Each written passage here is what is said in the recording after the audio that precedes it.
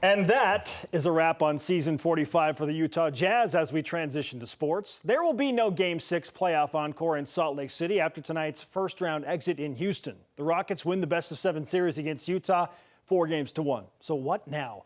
The offseason prognosticating about the Jazz front office making a big roster move to help Utah go next level. Well, that's underway, but first things first, a Game 5 recap on how the Jazz almost extended this season. Here we go. The Jazz team defense frustrating reigning NBA MVP James Harden more and more as this first-round series progressed. Harden 0 for 6 in the first 12 minutes. He began the game 1 for 11, advantage Utah.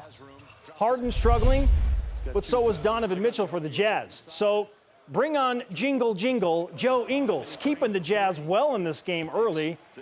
Trae Joe. Ingles connecting on three-pointers in the first 14 minutes of the game. Utah up 26-22 in the second.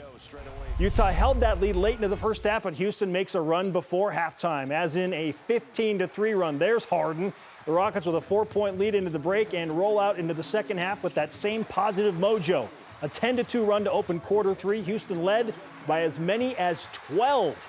Where's the help for Utah? Cue Royce O'Neal. You heard me.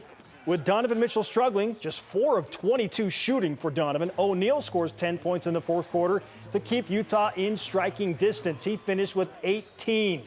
Utah opened the fourth quarter on an 8-0 run, led by Joe Ingles and Ricky Rubio, who played well. Rubio had 17 points, 11 assists. The Jazz would lead by 2 at one point. Jazz fans starting to feel good about getting those Game 6 tickets in this moment. Just over a minute to go, however, Houston up by 1, and the final minute will haunt Utah for a long time. An air ball, wide open 3 from Rubio after he makes that shot.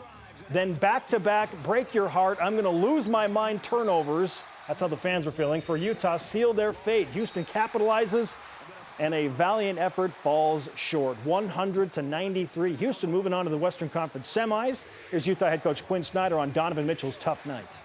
I think for all of us, and for myself, for Donovan, anytime you have disappointment or adversity, hopefully you channel it and you get better. And that's what Donovan's done all season.